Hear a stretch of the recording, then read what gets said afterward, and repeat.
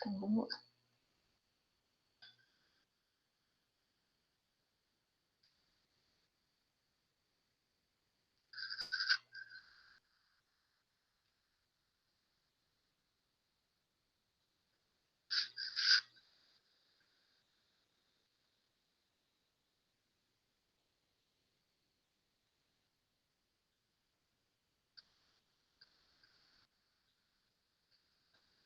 Vou colocar a apresentação.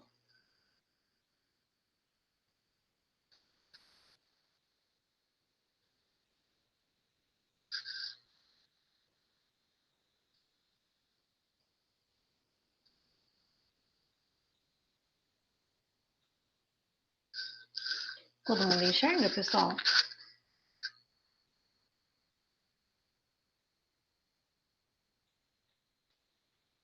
Sim? Então, pessoal, a aula passada nós falamos sobre os parâmetros físico-químicos da água. E, na verdade, parou?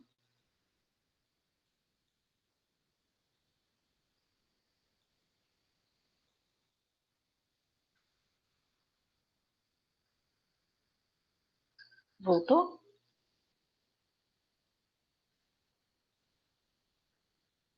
Tá funcionando, pessoal? Tá. Então, se sair de novo, vocês me avisam. Pelo chat ou pela voz. Então, pessoal, nós começamos a ver esses parâmetros indicativos da água, né? Os parâmetros indicativos da poluição de água. Porque o que a gente sabe? Que quando que a água tem algumas propriedades físico-químicas, algumas delas intrínsecas a ela, né? Como qualquer matéria. Então, a questão da densidade, do calor específico, da tensão superficial, da própria solubilidade, tanto de gases como de sólidos, como também de outros líquidos.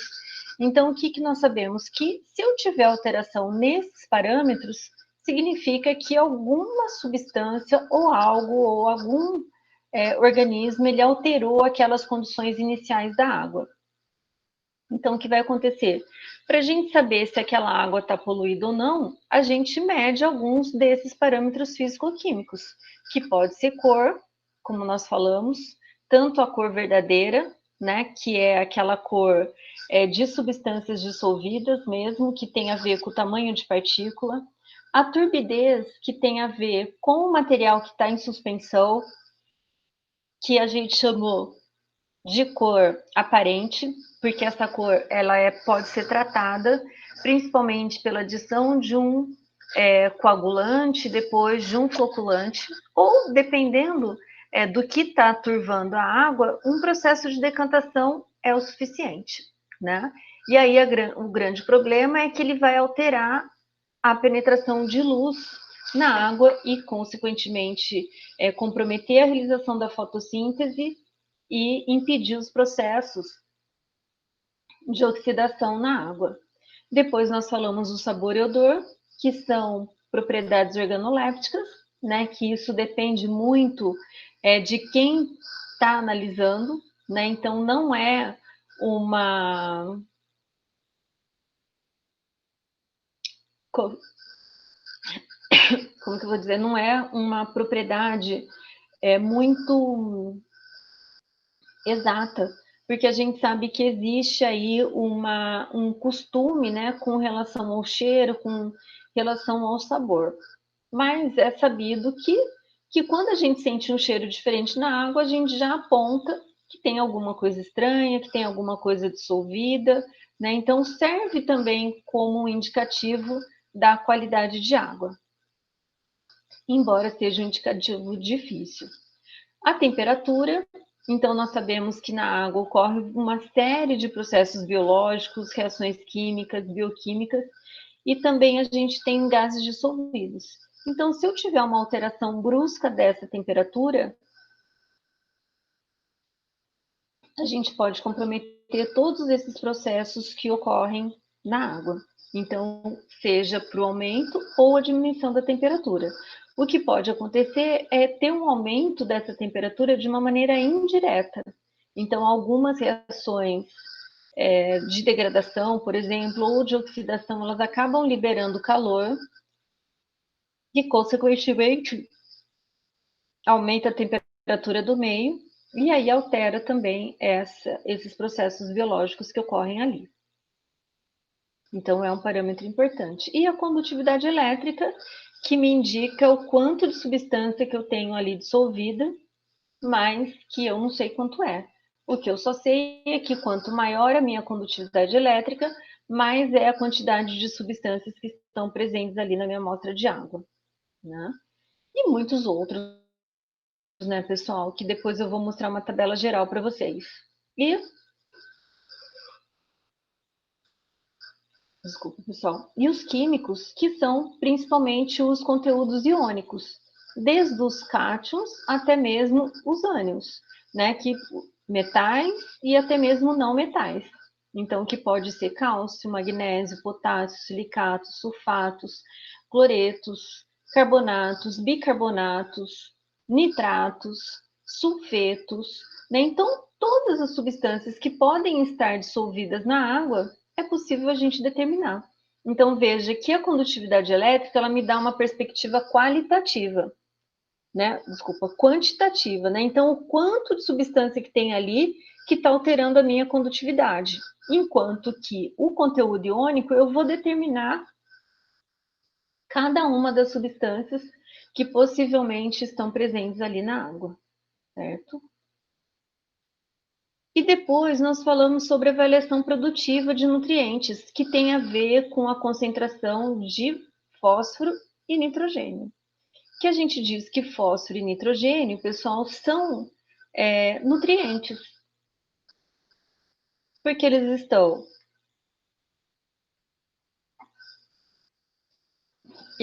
na forma de fosfatos e nitratos.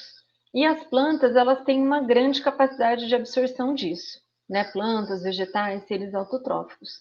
Então, qual que é a problemática? Se eu tiver uma grande quantidade de nitratos e fosfatos, eu posso gerar o que a gente chama de um processo de eutrofização daquele recurso hídrico, né? Então, quando eu avalio o que a gente chama de produtividade, eu avalio a possibilidade de ocorrer ou não uma eutrofização, ou se essa eutrofização ela já está instalada no meio daquela água, né?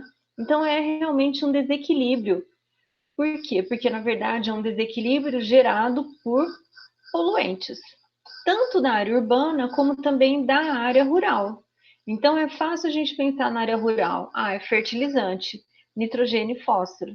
Aí você fala assim, mas na área urbana eu não tenho fertilizante. Mas, na verdade, eu tenho esgoto doméstico. E aí, o esgoto doméstico, ele é rico em compostos nitrogenados e também em compostos fosfatados. Né? Então, a gente discutiu bastante a eutrofização, né? Então, na verdade, é uma cadeia, ela altera uma cadeia alimentar aquática, né? Em função do excesso de nutrientes. Eu tenho uma turvação da água, né? Porque isso daí acaba ficando em suspensão.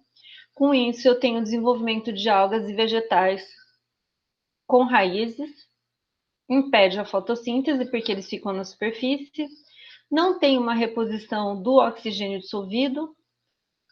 Essas algas vegetais que se proliferam, eles consomem ainda mais oxigênio, né?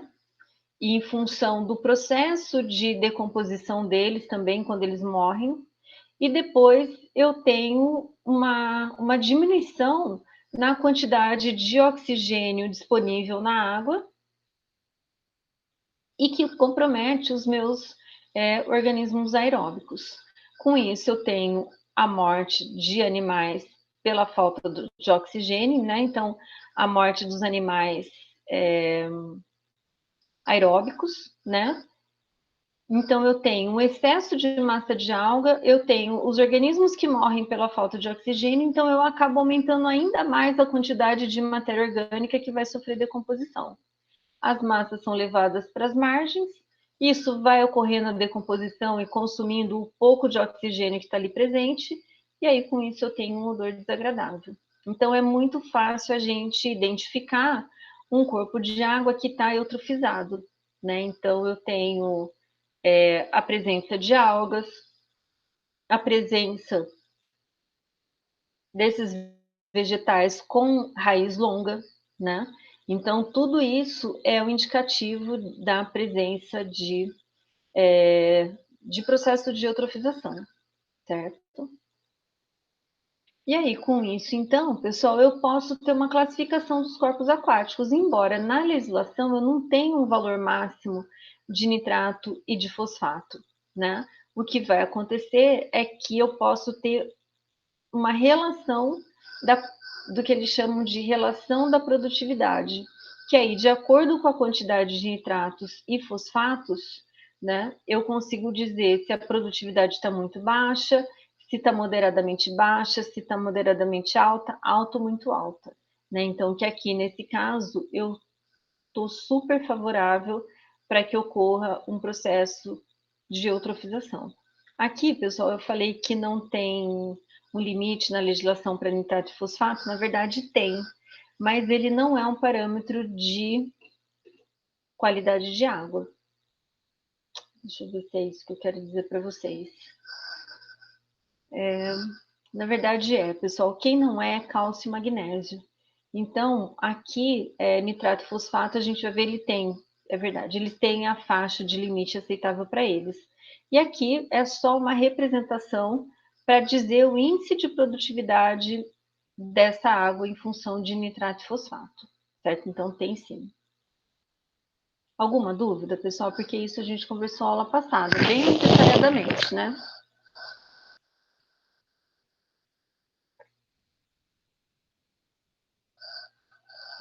E aí, faltou nós falarmos sobre o conteúdo orgânico presente na água, que hoje, pessoal, é o que mais tem. Claro que a poluição ela está muito relacionada, pessoal, com o tipo do desenvolvimento econômico de uma cidade ou de um estado. Por quê? Porque, na verdade, uma indústria ela produz resíduos, ela produz esgoto, ela produz efluentes, né? Então, o que acontece é que a gente tem essa distribuição nas regiões, no próprio estado, né? E, e por que está atrelado, né? Porque a gente sabe que quanto maior a indústria, maior a arrecadação, a prefeitura recolhe mais imposto e aí atrai trabalhadores para uma determinada região, então isso faz a roda da economia também funcionar, né? E quando a gente fala desses efluentes, pessoal, a maioria deles, eles têm origem orgânica. Então, como eu falei para vocês, tem uma distribuição pelo estado e dependendo da região, a gente tem perfil de empresa. Então, nós sabemos que na região da Grande São Paulo, tinha e tem, né, uma grande quantidade de indústria mobilística. Na região de Minas Gerais e de Espírito Santo, tem muitas siderúrgicas, né, ou metalúrgicas, né, que vão ter os efluentes característicos dela, né? Mas muitas vezes a gente tem efluentes mistos, né? E em função da própria atividade daquela cidade, daquela região. Lembrando que hoje, pessoal, você não pode descartar o efluente do jeito que ele é produzido. Ele obrigatoriamente precisa passar por um tratamento para que quando ele for despejado, ele não gere tanto impacto no corpo receptor. Então, ele precisa estar em condições físico-químicas semelhantes à da água daquele corpo receptor que está recebendo, certo? Bom, então quando a gente fala lá daqueles diferentes poluentes, a gente tem uma grande quantidade de empresas, que seja ela alimentícia, né, que ela vai estar gerando efluentes orgânicos. E que efluentes orgânicos são esses? A gente pode ter substâncias, pessoal, de dois tipos. Aquela que nós chamamos de substâncias biodegradáveis e as não biodegradáveis. Então, quando a gente fala de uma substância biodegradável, é aquela que pode ser consumida ou assimilada como alimento ou fonte de energia pelo microorganismo. Por quê? Então, não é à toa que ele está degradando aquele alimento, aquele efluente, mas ele está utilizando aquilo como fonte de energia. Se ele está utilizando aquilo como fonte de energia, ele vai crescer e multiplicar, né? E que dependendo do que a gente quer daquele micro-organismo, ele pode até ajudar, certo? Então, tem dois tipos de matéria orgânica. Aquela matéria orgânica persistente, que tem um tempo de meia-vida elevado, que ela é inerte ao meio ambiente. E tem outra, que é biodegradável, que é aquela que ela vai ser fonte de energia para micro-organismos e, consequentemente, o tempo de vida dela acaba sendo menor, certo? Então, com isso, eu posso medir o quanto dessas substâncias tem. Por quê? Qual que é o problema? Porque, na verdade, se eu tenho matéria orgânica biodegradável, o processo de degradação ele é aeróbico. E aí, com isso, ele vai consumir o oxigênio do meio. Então, claro que quanto uma maior quantidade de poluentes biodegradáveis, maior vai ser o consumo de oxigênio. Então, por isso que a gente não pode nunca a gente não pode nunca descartar um efluente que tenha um valor de DBO alto, né? Então, quando a gente fala dessa matéria orgânica, eu posso ter vários tipos de análise. Eu posso ter o que a gente chama de demanda bioquímica de oxigênio, a demanda química de oxigênio e o carbono orgânico total, que é o TOC. Que hoje, pessoal, o que se utiliza muito são esses dois parâmetros, que é a demanda bioquímica de oxigênio e a demanda química de oxigênio. Na verdade, para fins de efluentes biodegradáveis, a gente acaba utilizando muito a DBO, embora também tenha muitas críticas com relação a ela, que eu vou comentar um pouquinho com vocês, né? Então, acho que quem já fez trabalho de iniciação científica, acho que alguns aqui já fizeram e fizeram análise de DBO. Acho que Nayara, né, Nayara? A Hélida. Alguém mais, pessoal, desenvolveu algum projetinho na área de água?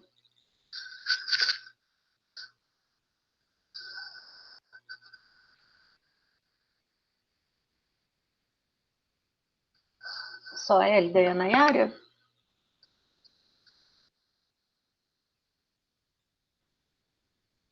Ninguém mais?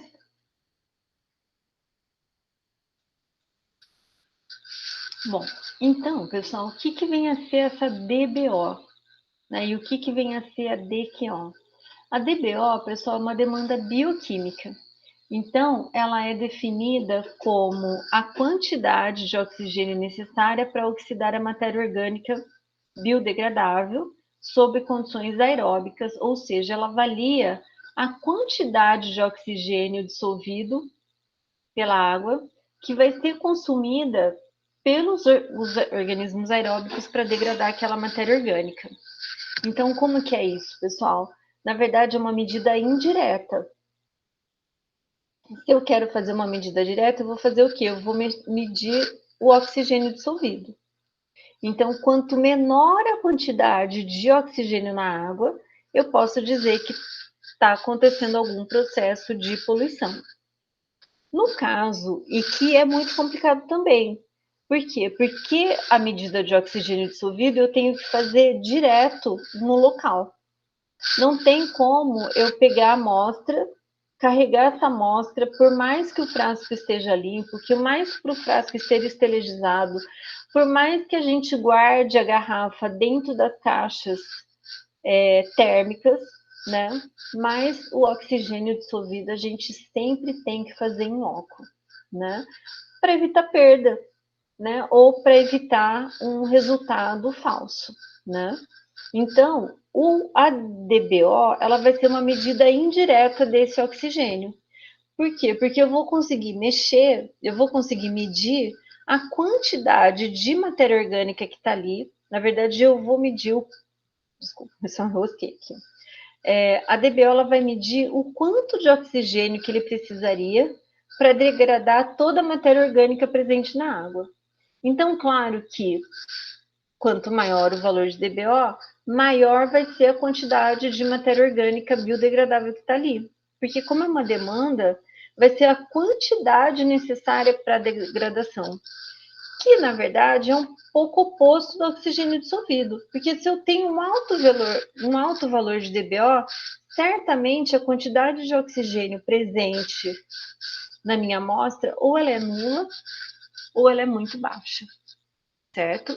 Então a DBO vai ter uma demanda, eu vou medir indiretamente a quantidade de oxigênio necessário para oxidar toda aquela matéria orgânica.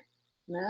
A DBO é uma variável da qualidade de água que quantifica a poluição orgânica e cujo efeito é depressão do oxigênio, pelas próprias reações de degradação da matéria orgânica, que no momento é aeróbico e que depois, na ausência de oxigênio, ela vai fazer anaeróbica, certo? Então, por quê? Porque eu tenho bactérias que são oxidativas, que são essas que trabalham na presença de oxigênio. Eu tenho aquelas que são anaeróbicas, então que elas trabalham exclusivamente na ausência de oxigênio, que daí o produto vai ser dióxido de carbono e metano. Então, eu vou ter aí os dois extremos, então, da presença de oxigênio e da ausência total de oxigênio, certo? E aí, então, efeito do tipo de bactéria. Então, eu vou ter as bactérias que vão degradar na presença de oxigênio e as bactérias que não vão degradar na presença de oxigênio, processos distintos. Mas eu tenho no centro, pessoal, uma série de micro-organismos e até mesmo bactéria que a gente as chama de bactérias facultativas. Por que é uma bactéria facultativa, pessoal? É aquela que, se não tem um cão, ela vai caçar com o gato. Por quê? Porque ela tem a capacidade de se adaptar no meio aeróbico e também no meio anaeróbico, certo? Então, e claro que vai de acordo com o meio. Se eu tenho oxigênio suficiente, ele vai gerar o processo de oxidação. Se não tem oxigênio, ela não vai se apertar, ela vai gerar um processo anaeróbico, obter a energia que ela precisa e realizar a produção de outros produtos. Então, nós sabemos que na degradação da matéria orgânica aeróbica, né, na degradação aeróbica, pessoal, qual que é o produto final?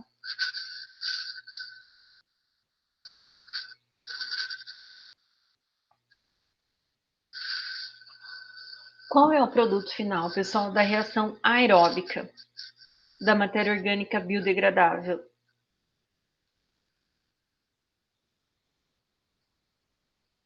Sempre vai ser, pessoal, CO2 e água. Então, que os meus átomos de carbono, eles vão sofrer uma oxidação, certo? E aí vai gerar o meu produto final, que é CO2 e água. Nem sempre a gente consegue ter essa oxidação total. O que acontece é que a gente gera intermediários, e aí acaba trazendo problema, certo? Então, a DBO é uma variável de qualidade da água que quantifica a poluição orgânica e cujo efeito é a depressão do oxigênio, que poderá conferir condição anaeróbica, a ponto de quando eu não tiver nada de oxigênio. A DBO, pessoal, a gente diz que é uma demanda de carbonácea, porque é o oxigênio que está reagindo com aquela matéria orgânica, pode ser açúcar, pode ser carboidrato, pode ser gordura. Então, é a reação que vai acontecer e que vai gerar o dióxido de carbono. O que acontece, pessoal, então, essa a gente chama de demanda carbonácea. O que pode acontecer é a gente ter uma demanda nitrogenada, que é o oxigênio que está no meio, transformar nitritos em nitratos. Então, vejam, são dois compostos, né, dois ânions, que participam do processo também. E aí, com o valor da DBO, eu posso estimar a carga orgânica presente nos recursos hídricos efluentes e quais são as necessidades da aeração para degradá-la na ET, né, que é na estação de tratamento de esgoto, que é onde a gente tem uma água com maior valor de DBO. Por quê? Porque eu tenho sujeiras ali, vamos dizer assim, Então, e nos esgotos, nas estações de tratamento de esgoto, pessoal, existe uma lei que me diz que a ET é eficiente se ela conseguir uma recuperação de DBO em até, agora não sei se é 65% ou 70%. Então, eles analisam a hora que a água entra e depois analisam a hora que a água é descartada no efluente, que vai atingir o corpo de chão, o corpo de água, desculpa. Então, é avaliado em função disso, certo? Então, muitas vezes não está dentro, o parâmetro físico-químico não está dentro, mas ele atendeu a legislação que envolve as estações de tratamento de esgoto. Fica claro isso, pessoal?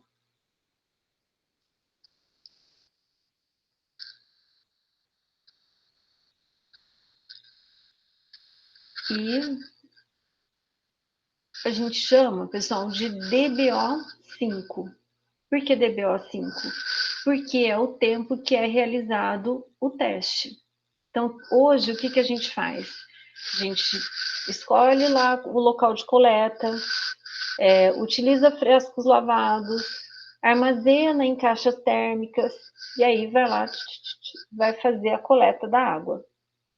Em, em, em, em loco, normalmente se mede o oxigênio dissolvido e também o pH, né? Então, hoje tem muitos equipamentos portáteis para isso, né?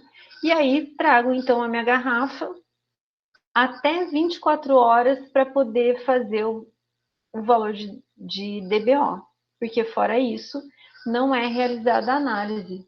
Por quê, pessoal? Porque, na verdade, ali naquela minha amostra de água, eu já tenho micro-organismos. Então, os próprios micro-organismos, eles vão gerar esses processos reacionais. E aí pode mascarar o meu resultado. Então, o que a gente faz? Para análise de DBO, o ideal é coletor e já colocar para fazer análise naquele dia, porque daí você minimiza as perdas, né? E aí você deixa por 5 dias. Então, hoje tem um equipamento que você acopla em cima da garrafa e ele vai mostrando alguns parâmetros. Então, ele vai mostrando a temperatura que se encontra, né, a velocidade, a pressão interna do frasco. Então, você vai acompanhando o processo reacional por meio dos próprios parâmetros que o equipamento tá utilizando, né? Então, a minha amostra ela fica dentro dessas garrafas por 5 dias. Por isso que é DBO5. Mas existe a DBO7, existe a DBO20, né? Mas o que é mais utilizado é essa da DBO5, certo? Então, o que aconteceu com o oxigênio ao longo de 5 dias? Aí você fala assim, mas como que eu tenho certeza que lá naquela minha água tem oxigênio? Então, na minha amostra, né, coloquei lá na garrafa para medir o valor de DBO, mas quem me garante que aquela água está saturada de oxigênio?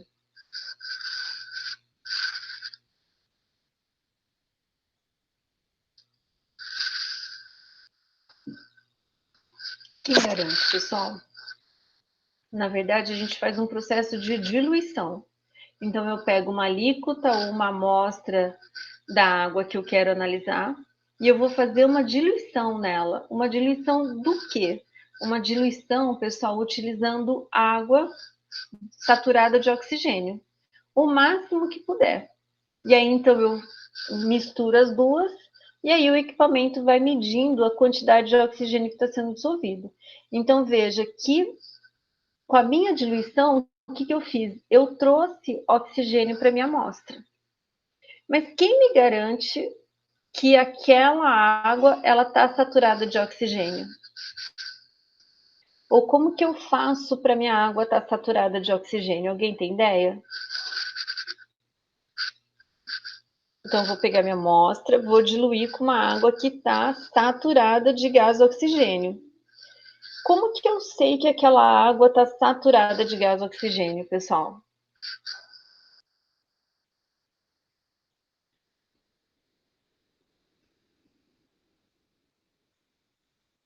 Existe um artifício no laboratório que chama bombinha de ar. Alguém cria peixe ou já cuidou de peixe em aquário?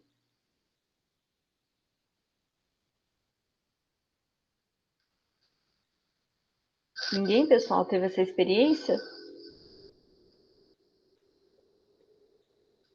O que a gente tem, pessoal? Que no aquário tem uma bombinha de oxigênio, que simplesmente ela faz o quê? Ela capta o oxigênio do ar e borbulha ele dentro da água.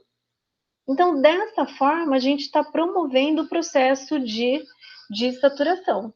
Tanto que é o princípio do aquário, tem a bombinha de oxigênio, aí você liga a bombinha de oxigênio e ele vai saturar aquela água do aquário.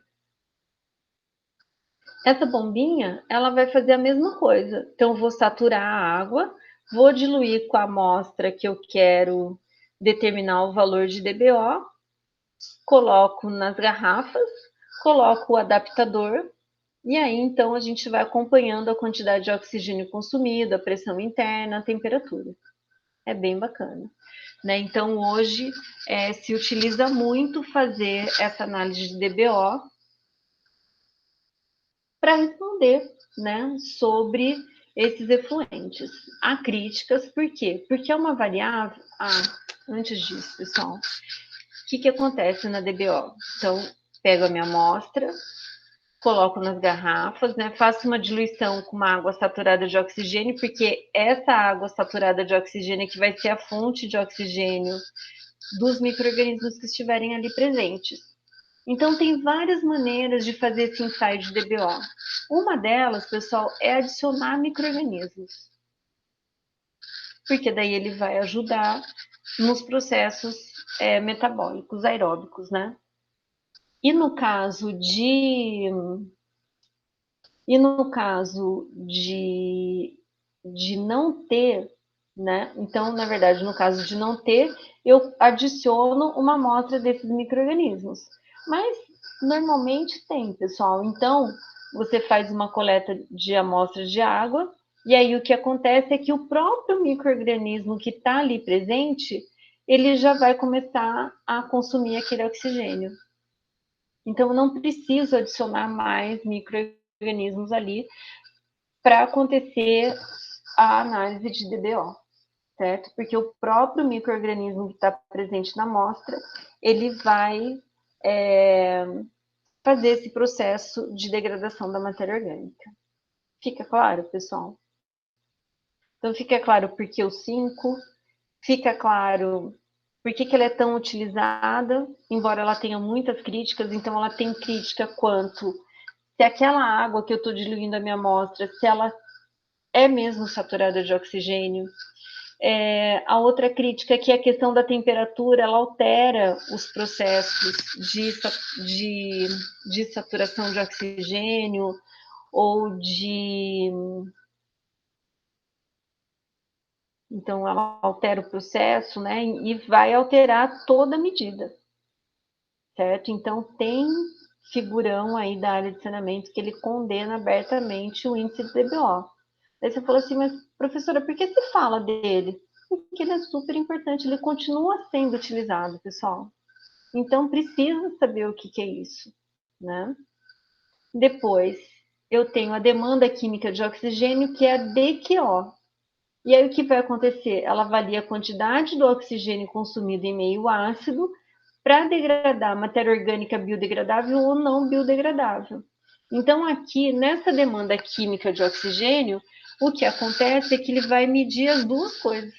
Enquanto que na DBO, ele media só a matéria orgânica biodegradável. Se tinha outras coisas, ele não media.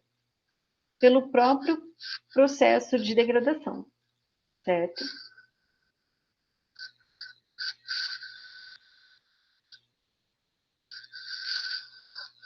No caso, então, da demanda, o que a gente tem? Que ele vai medir as duas coisas. Porque aqui, pessoal, não é um processo natural, ele é um processo químico. Então, o que, que a gente faz? Degrada toda a matéria orgânica com ácido, e aí nessa já vai degradar o que é biodegradável ou não biodegradável, certo?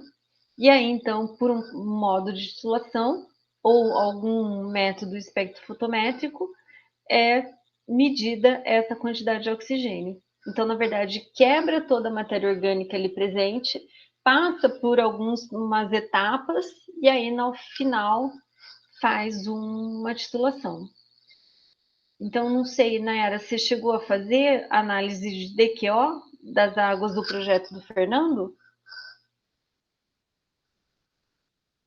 Patrícia, não, DQO e DBO no projeto do Fernando a gente não fez. A gente pegou mais mesmo nas bases nitrogenadas. Sim. Uhum. Mas de um outro projeto que você participou, você chegou a fazer ou não, Nayara? Era para a gente ter feito da vinhaça com a Jaqueline Tamashiro. Uhum. Porém, quando começou todo o processo de para a gente começar a fazer, foi quando entrou a pandemia. Uhum. E aí eu voltei para casa dos meus pais e eu acabei perdendo. Uhum. Aí Certo. eu não vi como que foi feito. Certo. Alguém mais, pessoal, fez? Conhece? Já fez essas análises de DBO e DQO?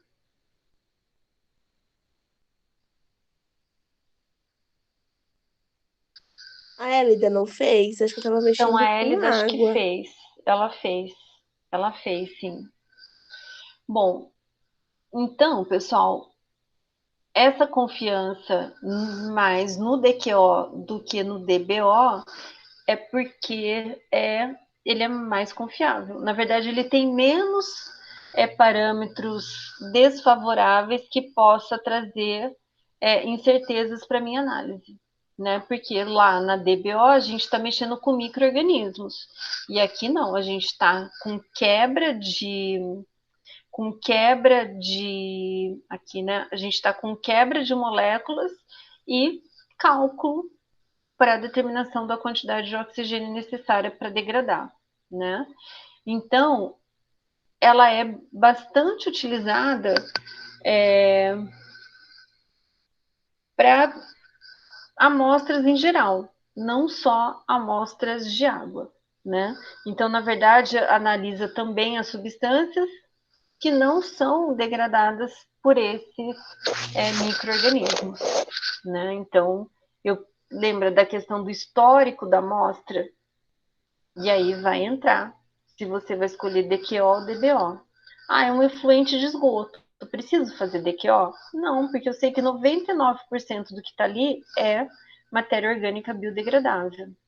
Ou é uma amostra que recebe um efluente de esgoto, mas também recebe um efluente de óleo.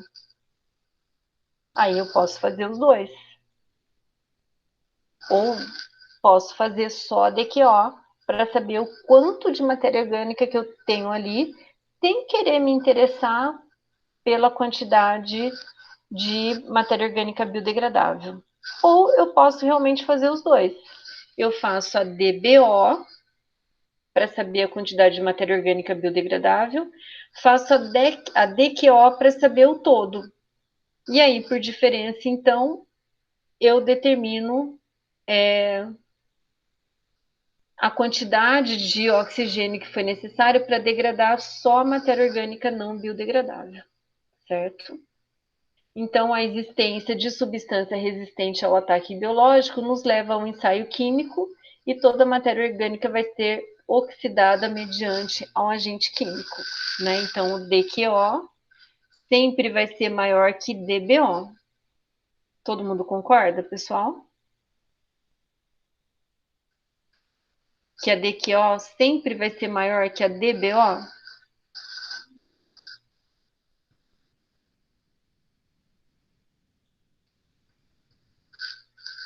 Sim ou não, pessoal?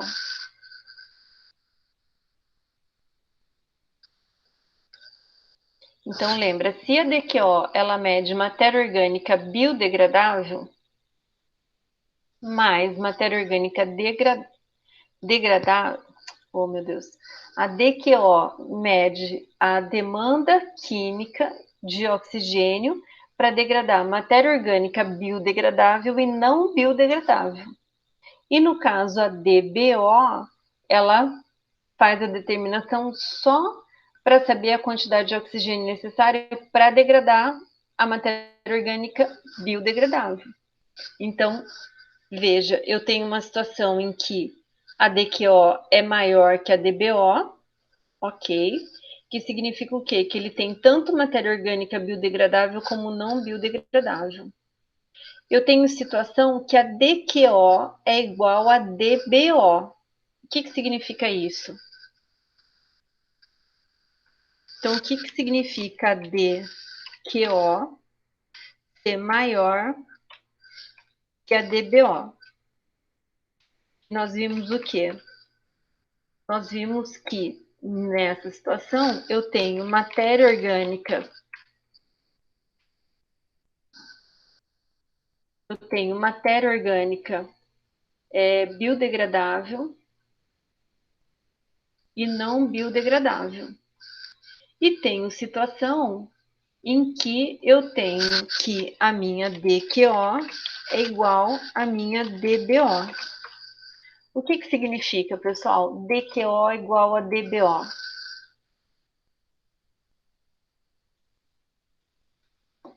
Alguém pode falar? Ou escrever? O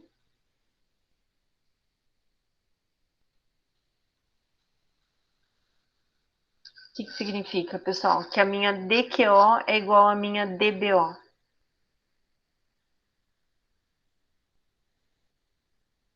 Nesse caso, pessoal, se a minha DQO é igual à minha DBO, significa que eu só tenho matéria orgânica biodegradável na minha amostra.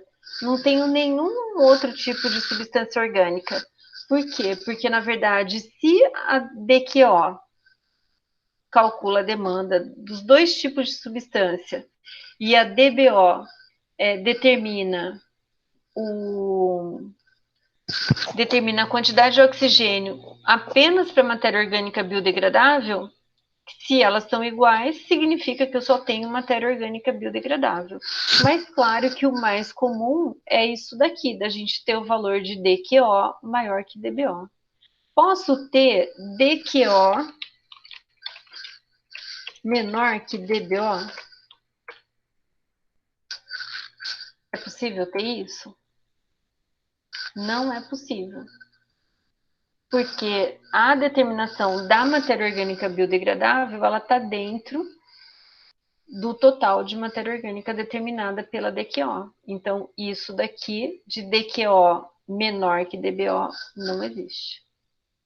Certo? Fica claro, pessoal? E aí, o que a gente vai ter? Que o oxigênio é um gás pouco solúvel na água, sua solubilidade varia em função da temperatura, então a 0 grau eu tenho 14,6 miligramas, e a 30 graus eu tenho metade, eu tenho 7,5. Então, dependendo da temperatura, dependendo da altitude, dependendo dos sais dissolvidos, essa solubilidade de oxigênio ele pode variar bastante, certo? Então, o oxigênio, pessoal, ele é extremamente importante para a sobrevivência de organismos, micro-organismos na água. Então, no tratamento de esgoto, o oxigênio dissolvido é um fator que determina se as trocas biológicas serão realizadas via aeróbica ou anaeróbica. Então, numa estação de tratamento de esgoto, é comum a gente ver o esgoto entrando e aí ter alguns aeradores, né, que ficam jogando aquele esgoto para cima e o esgoto fica se movimentando. Que aquilo ali, pessoal, é uma forma de absorver oxigênio e dessa forma promover o processo aeróbico, que ele é menos impactante do que os processos anaeróbicos, certo? Depois, uma outra técnica, pessoal, IDBO e DQO, pessoal, é técnica simples, né? Então, eu preciso investir num equipamento que faz a DBO, E a DQO não preciso de nada sofisticado, certo? Bureta e Erlen. Então, existe uma outra. Então, são técnicas clássicas, porque eu não uso nenhum tipo de equipamento. Mas eu posso fazer uma análise que é chamada análise do carbono orgânico total, que aqui no Brasil é muito pouco utilizada, porque a maior parte das coisas são medidas em água e a determinação de DQO e DBO é o suficiente. Né? Mas existe essa análise do carbono orgânico total, que ele estima a quantidade de carbono numa amostra líquida, sem separar também se ela é biodegradável ou não. Né? O teste é realizado por queima da matéria orgânica com oxigênio puro e detecta o CO2 por espectroscopia de infravermelho.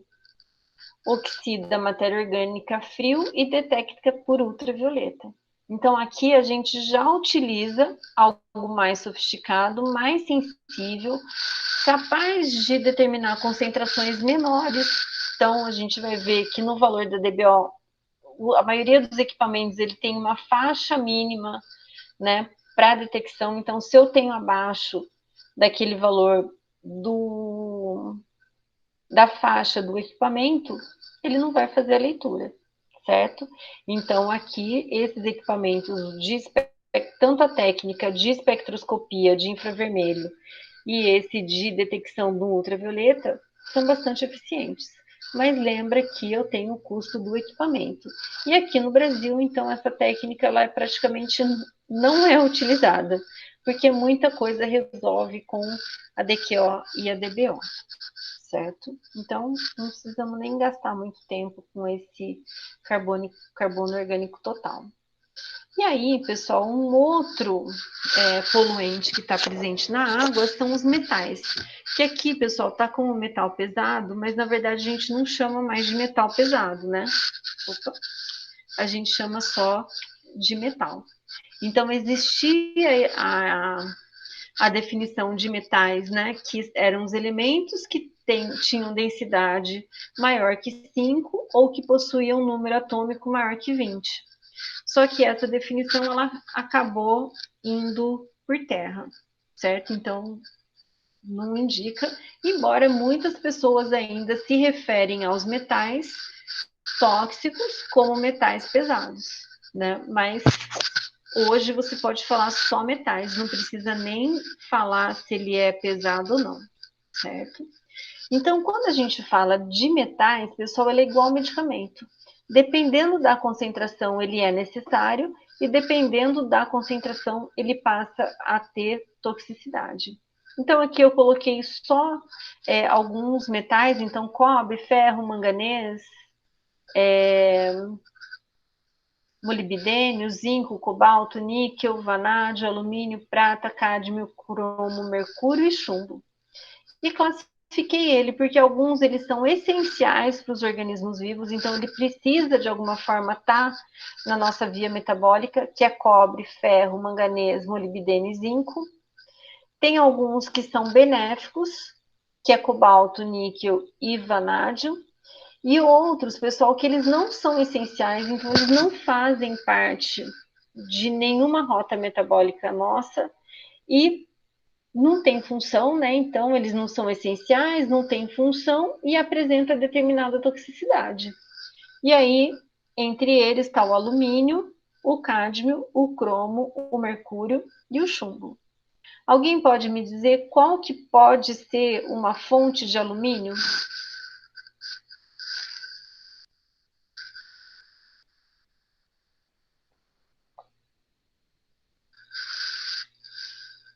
Qual que é uma fonte de alumínio, pessoal? Pode ser empresas siderúrgicas, né? De metalurgia, mas também pode ser utensílio de cozinha, por exemplo, que é feito com alumínio, e aí com a geração de atrito, a gente tem a oxidação e, consequentemente, a contaminação de alimento e a contaminação de água. Cádmio, pessoal, ele é muito utilizado para fins de banho de peças. e ele apresenta uma toxicidade bastante elevada. E aí, ele faz parte ai, como é que chama? Daqueles processos eletroquímicos de galvanosplastia. Só que o cádmio, pessoal, é tóxico.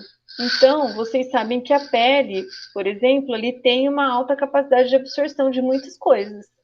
E se você está utilizando uma bijuteria que ela foi banhada com cádmio, pessoal, você tem grande chance, né? Na verdade, grande chance não, é certo que o seu organismo vai absorver esse cádmio. Então, teve uns 2, 3 anos atrás de um lote enorme de bijuteria que foi pego direto no aeroporto, porque todos eles eram de banho de cádmio e é proibido, né? Depois nós temos o cromo, que também está relacionado bastante a esses processos eletroquímicos de galvanoplastia, mercúrio, chumbo, né? No caso, alguns resíduos de bateria, mercúrio hoje pouco, né? Mas tinha alguns agrotóxicos, alguns fertilizantes que na própria composição tinha átomos de mercúrio, né? E o chumbo, pessoal, também, né? A gente tem algumas indústrias que utilizam chumbo na sua linha de montagem, seja para fornecer íons de chumbo ou para qualquer outra coisa. Então, o chumbo ele acaba aparecendo, certo? Então, só algumas informações que os sedimentos sempre vão conter íons de metal pesado ou metal, mas as concentrações irão variar em função até mesmo da geologia local e devido às alterações antropogênicas. Então, não sei se vocês sabem, mas no Chile, pessoal, a água do Chile ela tem um alto teor de arsênio. Aí você fala assim, arsênio? Qual que é o problema do arsênio? Tem algum problema, arsênio?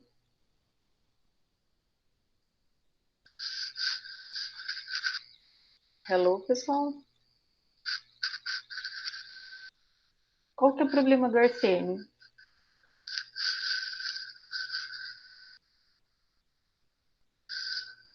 O arsênio, pessoal, ele é extremamente tóxico. Tanto que ele era utilizado como veneno para matar pessoas mesmo. Seja impregnado na folha de livro, que aí a pessoa vai vira na página e colocando o dedo da boca, né? Até mesmo para colocar na comida. E aí, como que a gente sabia que a pessoa tinha morrido de arsênio? Como eles sabiam que a, tinha sido contaminado pelo arsênio? É exatamente isso, Fernando. É porque ficava com a língua preta, né? Que é aquela coisa do veneno, né? Então a expressão de língua preta é o dedo duro, né? Porque geralmente está envolvido com alguma coisa intoxicada. Mas enfim, então, no caso do Chile, pessoal, tem uma concentração natural de arsênio pela própria formação geológica. E as pessoas não morrem intoxicadas? Não, porque tem uma adaptação.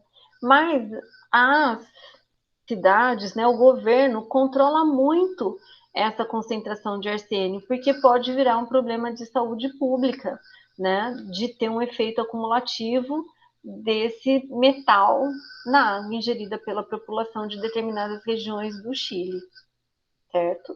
Bom, mas se eu for lá e tomar aquela água? Pode ser, pessoal, que não aconteça nada, mas muito provavelmente você vai ter uma dor de barriga, por exemplo, uma diarreia, porque é uma reação como que eu posso dizer, uma reação do seu organismo frente àquele tipo de água. Tem gente que não precisa ser só arsênio, tem gente que toma água de outra cidade e tem uma dor de barriga, tem uma diarreia, porque não está acostumado com a quantidade, muitas vezes, de sais presentes na água ou menos sal presente na água, certo? Alguém ia falar alguma coisa? Não? Então, varia mesmo é, em função da geologia, né? do próprio país.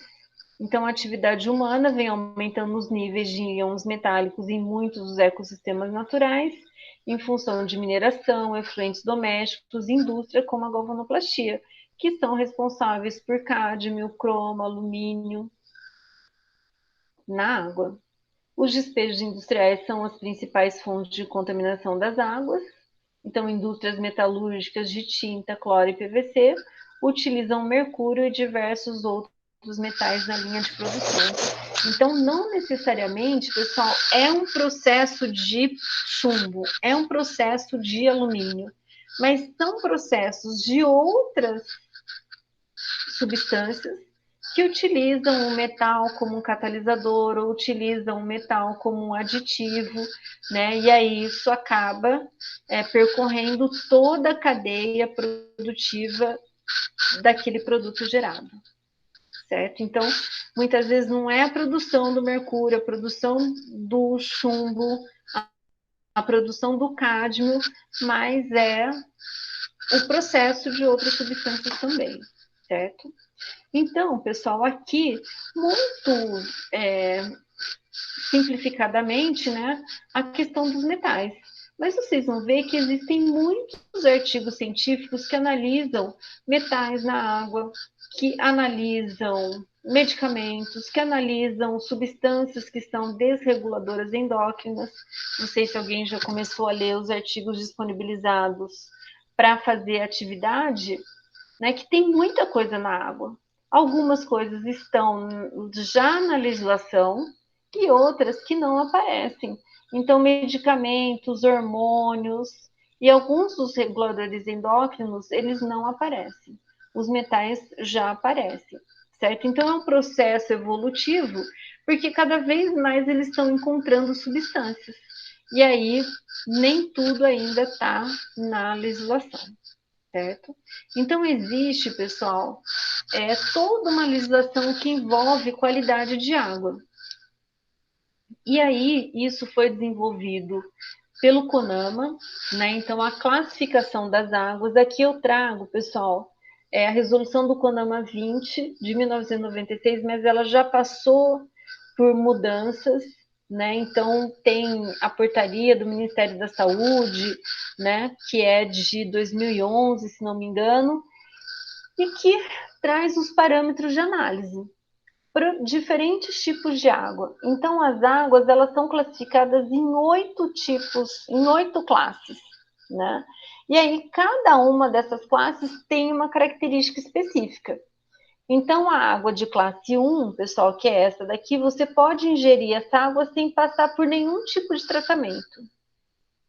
Já a classe 3, que é a água potável, ela, para você ingerir, ela tem que ter passado por um processo de tratamento. A 4 já vai tendo menos restrição.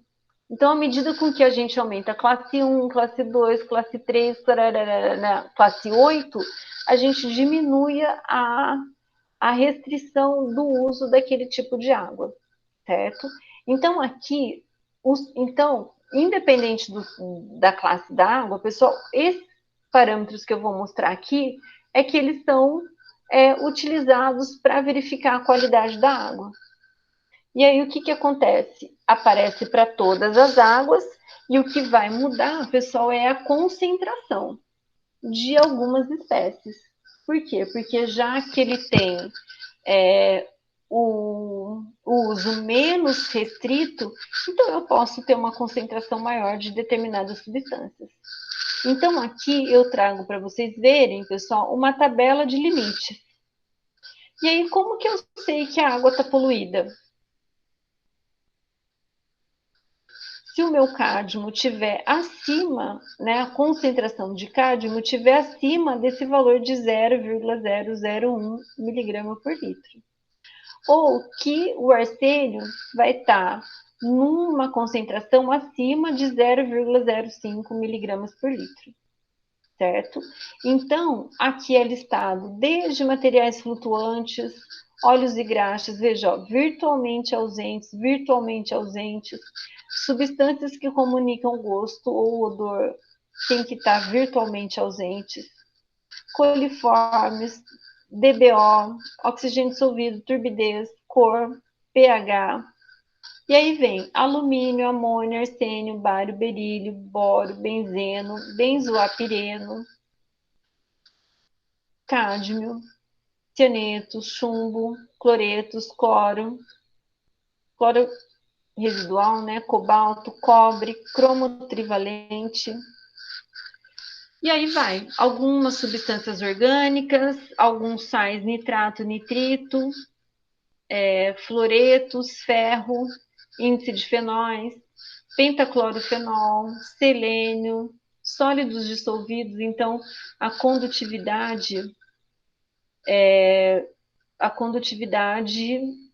vai estar relacionado com esses sólidos dissolvidos. O que você comentou, Fernando? Que se os coliformes estiver abaixo de 200, ela está dentro. Isso. Para a classe 1, que é aquela que eu posso pegar na fonte e tomar sem nenhum tipo de tratamento. Certo? E aí vai, substâncias tensoativas, sulfatos, sulfetos, tetacloreto, urânio, toda essa lista, uma série de agrotóxicos. Então, os agrotóxicos já estão nessa lista. Heptacloro, cromo hexavalente, que é originário de curtume, lindano, que era conhecido como BHC, metoxicloro, dodeclano, as bifenilas policloradas, que quem já começou a fazer o trabalho vai ler que ela é um desregulador endócrino, toxofano, butinol, que também são agrotóxicos, 2,4-D, 2,4,7, 2,4,5-TP, e assim por diante. Deixa eu ver se tem mais. Então, pessoal, vejam que a concentração varia de acordo com o tipo de substância, que aí essa variação vai ser em função da toxicidade dessa substância, né? Então, o que a gente tem? Por exemplo, aqui onde nós estamos vendo, eu tenho que o lítio, a concentração dele aceitável é 2,5 miligramas por litro, que na verdade é 2,5 ppm. Se eu for olhar para um outro metal, o zinco é 0,18. O selênio é 0,01. A prata, 0,01. E assim sucessivamente. Mas eu tenho algumas substâncias, como essas que estão aqui no final, que é microgramas. Então, ela não é mais ppm, ela é ppb. Então, o que a gente tem? Que a concentração limite é muito mais baixa, porque ela associa a toxicidade dessas substâncias. Que, afinal, é por isso que existe essas tabelas para a gente comparar. Então, normalmente, o que a gente faz quando vai fazer uma coleta ou vai fazer uma análise? Você seleciona os parâmetros de acordo com o histórico e de acordo com o que você está procurando, e aí você coloca a tabela de referência, para já, a hora que você está fazendo a medida, você ter uma ideia se aquele parâmetro ele é aceito ou não. Certo? Então, para cada classe de água, né, que vai ter a sua utilização diferente uma da outra, apresenta essa tabela e aí alguns valores eles se alteram, certo? Então fica claro, pessoal, que tudo é uma comparação com o que eu encontro na natureza, nas águas, né, com o que está escrito na legislação, certo? Alguma dúvida, pessoal? Então, será que foi só o burocrata que fez isso? Não, existe, pessoal, nesses estudos, o que a gente chama de câmara técnica. Então, que são pessoas, cientistas, normalmente, que eles contribuem para o entendimento de toda a legislação, né? Porque burocrata não ia saber isso, né? Então, existe uma câmara técnica com profissionais da área que estruturaram tudo isso. Certo? Alguma dúvida, pessoal? Então, para eu saber se a água está poluída ou não, eu preciso comparar o parâmetro dela. O parâmetro com o valor obtido. Tudo bem, pessoal? Então, pessoal, eu tenho uma atividade bem bacaninha para vocês fazerem nesse finalzinho de aula. Eu vou parar a apresentação. Fechou. E aí eu coloquei lá no Aprender.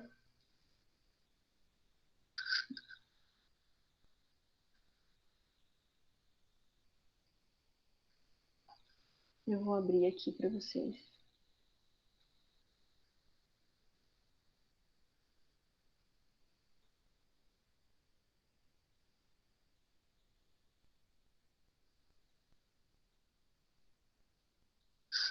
Todo mundo enxerga, pessoal?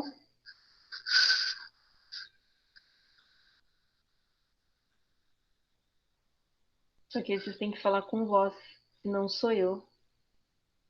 Tá. Então, pessoal, o que a gente tem? Eu coloquei disponível lá para vocês um estudo de caso, que é meio real. Então, o que a gente tem aqui? Uma situação que aí acho que vocês não estão vendo, né? Eu vou apresentar o outro.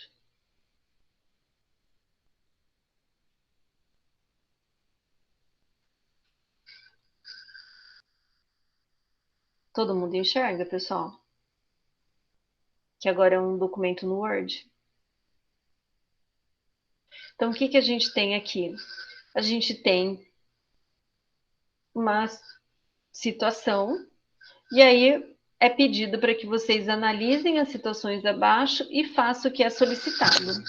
Então, ele conta aqui que uma amostra de água foi obtida em uma região próxima à indústria de bateria de carro e próxima ao despejo in natura, mesmo ilegal, né, do esgoto de uma cidade que possui 25 mil habitantes. Então, uma cidadezinha bem pequenininha. A análise foi pedida devido à denúncia ao Ministério Público, uma vez que foi observado a presença de peixes com anomalias e foi registrada uma grande mortandade de peixe nos dias em que foram registradas temperaturas de 40 a 42. Realizou-se a amostra de água de referência, ou seja, uma amostra do mesmo corpo de água, mas que não sofreu a interferência do esgoto, nem da fábrica, e a amostra ao montante do corpo de água. Então, tirei uma amostra que a gente chama de referência, que ela não tem nenhum impacto de um possível poluente ou de um processo de poluição, que a gente chama de não montante ou ajusante, né? E uma montante que é onde está sendo recebido aquele esgoto. E aí, então, é feito as análises, né? Aqui, escolheu alguns parâmetros, não escolheu todos, porque muitas vezes o pessoal não precisa de todos os parâmetros. Lembra que eu preciso saber da história da minha amostra. Então, aqui foi feita a determinação de amônia, cálcio, condutividade, dureza, ferro, manganês, nitrato, nitrito, DBO, óleos e graxas, pH, chumbo, cádmio e zinco. Então, ele tem a amostra aqui, P1, que é a amostra de referência, então, sem sofrer o impacto, e tem a que sofre impacto. Então, o que vocês vão fazer? Ele pede, pode-se concluir que a água está sendo contaminada pela indústria e pelo esgoto doméstico da cidade? Olhando esses parâmetros, assim, eu consigo concluir alguma coisa? Então, vocês vão analisar, então, o que a gente faz é comparar o antes e o depois, que é esse caso da referência e do montante, e depois, pessoal, eu comparo com a resolução, com a legislação, para saber se aquelas concentrações, elas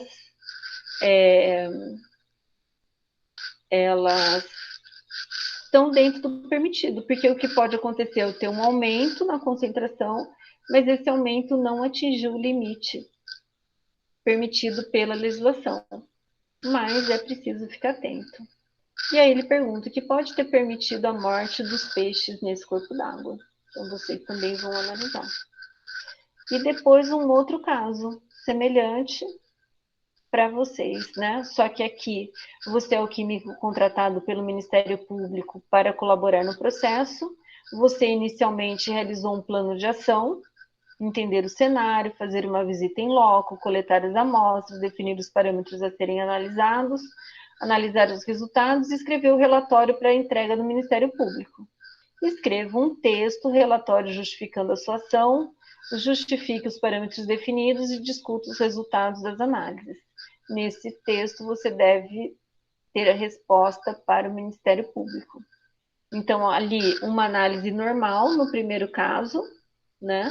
E aqui, pessoal, um outro caso semelhante, só que agora vocês vão argumentar para o Ministério Público se está poluído, se as fábricas e o esgoto estão contribuindo para a poluição. Então, vai ser uma análise na forma de um texto, certo? Que isso, pessoal, ajuda no estudar para a prova de vocês, certo?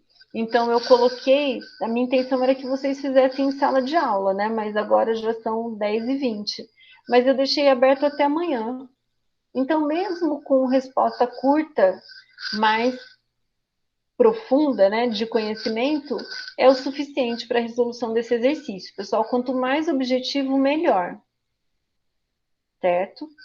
Então, está aberto até amanhã à noite.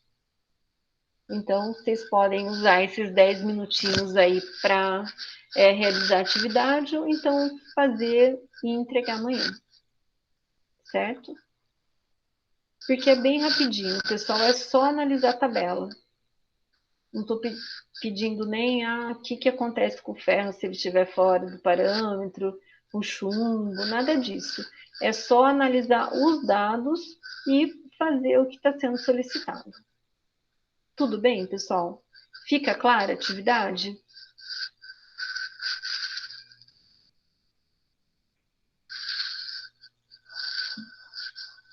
Então, aí vocês podem escrever num texto do Word e enviar pelo Aprender. E aí, trabalhos individuais, certo? Então, nada de exercício igual. Combinado? Então, beleza. É isso por hoje, pessoal. Se vocês tiverem alguma dúvida, né, que eu sei que os estudos acabam ficando meio para a última hora, é só me chamar que eu esclareço o que for necessário, certo? Só vou anotar, pessoal, quem está presente.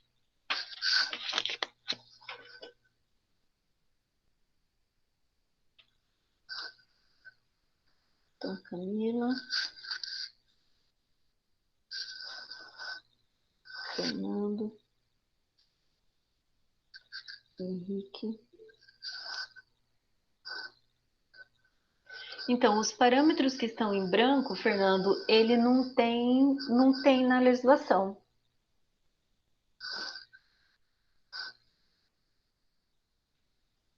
João, Luana. Isso, exatamente. Marcos, Nayara, Raquel.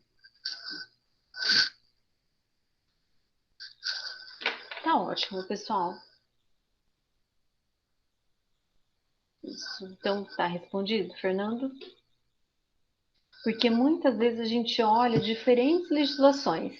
Então, eu uso o CONAMA, eu uso do Ministério da Saúde, eu utilizo de relatório da CETESB. Então, muitas vezes a gente utiliza diferentes legislações. Mas aqui, essa daí, se vocês quiserem complementar e buscar em outras, vocês podem ficar à vontade. É só um exercício, porque, na verdade, esse é um tipo de trabalho muito comum de ser feito. E analisar a água do poço, analisa a água de um efluente, ou você está com desconfiança que está sendo lançado um esgoto perto do rio, perto da sua casa. Então, a gente pode coletar a amostra ou contratar uma empresa para ela coletar a amostra e fazer as análises. E aí a gente tem a capacidade de ler, ou se nós formos o agente, né, se nós formos o químico responsável de redigir um laudo, um relatório, né? Ou então, mesmo não sendo eu que vou escrever esse laudo, eu ter a capacidade de analisar e verificar o que significa aquele resultado, certo? É isso então por hoje, pessoal. Se alguém tiver alguma dúvida, algum comentário, eu estou à disposição.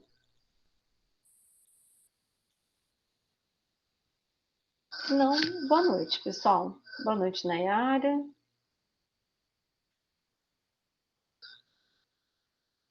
Boa noite, Fernando, João.